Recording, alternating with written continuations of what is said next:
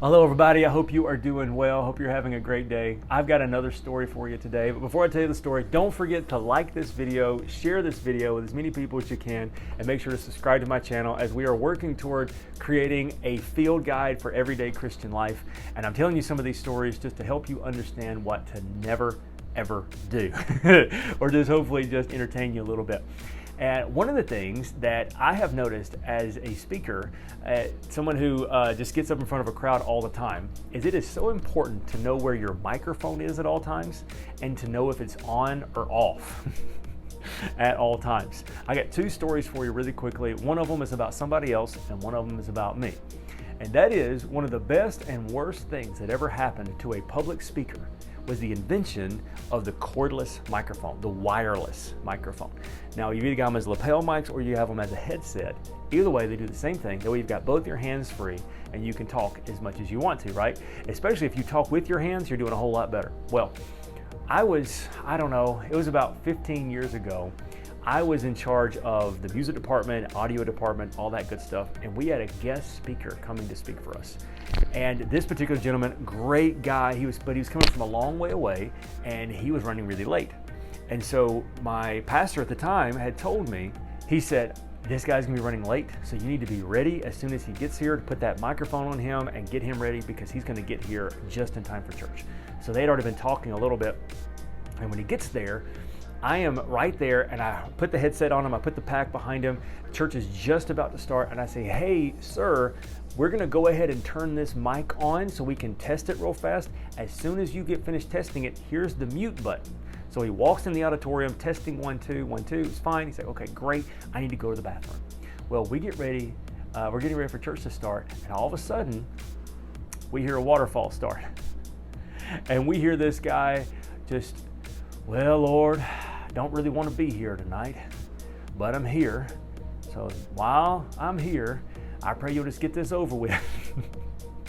I mean, he's just complaining to the Lord while a waterfall is happening. So what has happened is he's gone to the bathroom, and while he is relieving himself, he's complaining to the Lord that he's here at all. And so a nice thing to do would have been to have got him before he walked up on stage and told him what had just happened. But there wasn't an opportunity. So the guy comes in and he comes in with this $1 million smile. He is so happy to be there. He gets up on that stage and that's the first thing he says, man, I'm so glad to be here. Love you guys. Y'all are some of my favorites. And we all got so tickled. He was never the wiser. As far as I know, we never told him about that at all. But we all laughed because he was a liar. And it was also so embarrassing to hear him using the bathroom and complaining to God about ever being there. So that's my first story. Second one is me. Now, as you can imagine, having lived through that and standing on stage while that's going on in the audio system, and my audio guy never muted it. To this day, I don't know why he didn't mute it. I guess he just got so tickled he couldn't do it either. You would think that would mean I would be very careful to mute my microphone, right? Well, normally I am.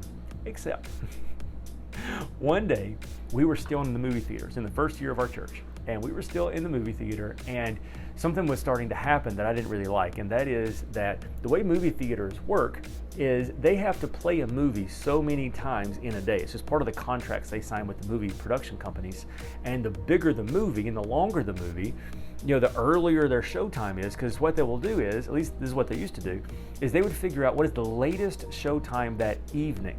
And then if they had to show it 7 times that day, well, then they would back it up for 7 schedules. And then that final one was the earliest showing they would. And the general manager of the theater always tried to make sure that the earliest movies were not playing in the screening room that we were in, just to be respectful. Well, there was a movie it was the new Exorcist movie that was coming out, one of the newer ones that was coming out. And because of the way it was, it had to play in the screening room we were in, and it was going to start 5 minutes after church was over. Now, what you also have to factor in is they have to play so many previews before that movie. And so we'd already been aware that this could happen, but I was assured that she was going to do everything within her power to not let it happen, because the kind of previews that was going to go with The Exorcist were also going to be things we didn't want to have on Sunday morning. And so what used to happen back in the day is I was in charge of the music department. And so we would sing 4 songs and worship the Lord. And then we would have a couple of announcement videos play while I kind of got a drink of water and just kind of reset my brain. And then I would go up to preach. Well, that particular day, we've been having trouble with our microphone, my headset. And so while we did the entire worship set, I didn't have my headset on. Well, right after the worship set, my audio guy says, hey man, I got it fixed. It's good to go. I don't remember him saying that it was unmuted.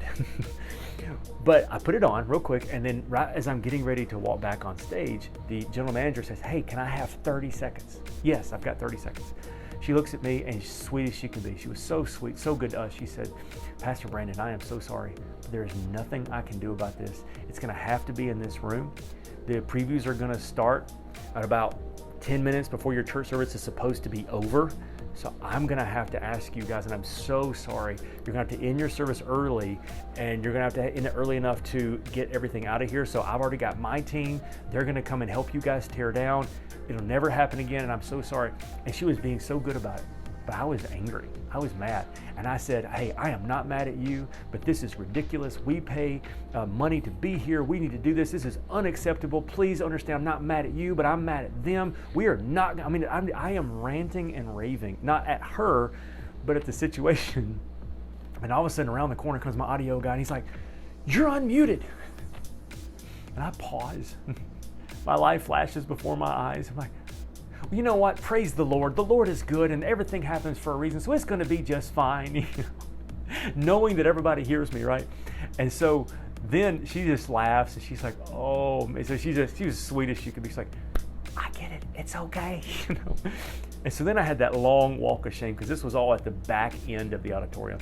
So I walk out, and I get about halfway down the aisle, and the entire auditorium just busts into laughter. Thank goodness I was caught, but nobody felt bad for me. It's laughed, So I get up on stage and I said, how many people did not hear what I just said? I said, that is why you always mute a microphone. Guys, listen, you just heard what happened. We're gonna have to cut our service short because of a movie that's coming out, but I want you to know I love you. We're gonna do the best we can. And we just went with it. And so now I keep my microphone not just muted, but I keep it turned off until the last possible second. And if you're ever at Real Life Church on Sunday morning, you will now be able to tell that halfway through the last song, I will reach back and then I will turn my microphone on so that I don't do it. So the moral of the story is, watch your words, because when you least expect it, everybody's gonna hear it. Hope you have a great day.